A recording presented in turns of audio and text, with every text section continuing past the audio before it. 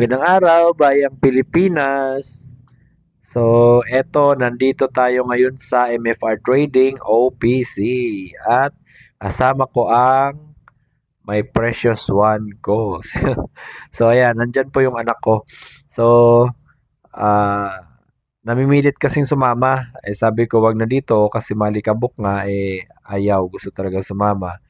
Hindi naman ako pwedeng hindi umakyat kasi eto nga yung ah, assignment ko.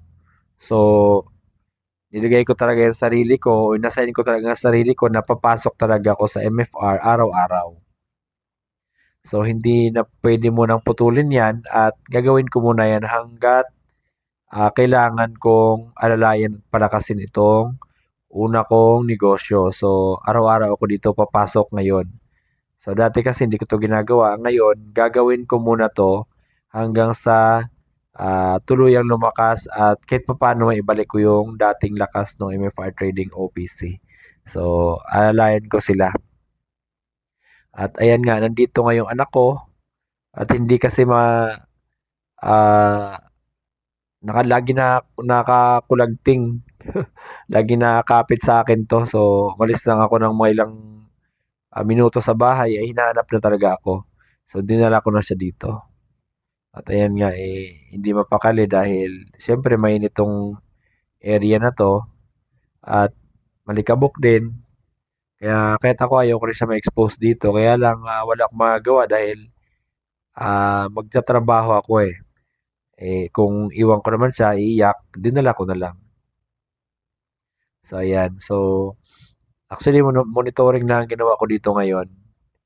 At ito, mga inoobserbahan ko yung mga bagay-bagay na dapat i-correct or kung may mga improvement na dapat gawin ay inoobserbahan ko yan para ma-improve. At kung ano man yung mga dapat na implement ay mapag-aralan bago ma-implement. So, andito talaga ako for observation at para alalayan lahat ng staff ko dito. So, ayun. May mga sales nga pala ako dito at andito rin yung operation supervisor namin. Meron siyang table dyan. At saka sales supervisor, dito rin siya naka-assign. So, ayan. Ganito ang setup dito. Hindi lang talaga ito aircon.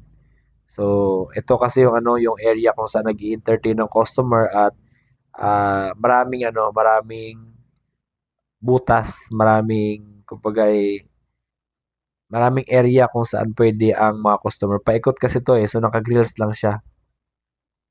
At ganito kasi talaga ang setup dito. So, pag mga walk-in na customer, unang-una dito po lalapit. Dito po pupunta at dito man nakikipag-transaction sa mga sales namin. So, ayan.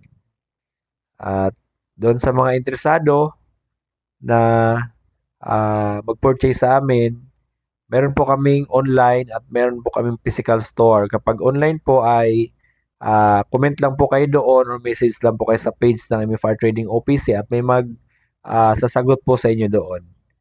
Pag gusto niyo rin po pumunta sa physical store ay ang location po nito ay 349 Luzon Avenue, Barangay Pasong Tamo, Quezon City. Puntahan niyo lang po ang physical store namin at may mga sales po kami na nasa physical store mismo naka-assign. Sila po ang mag-entertain sa inyo.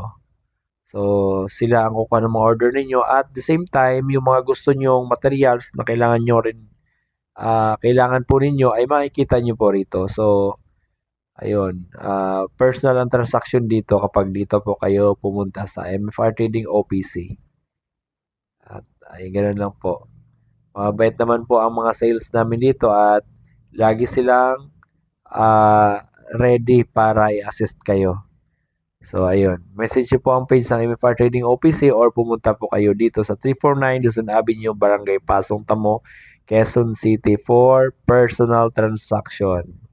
Ayun, magandang araw, bayang Pilipinas.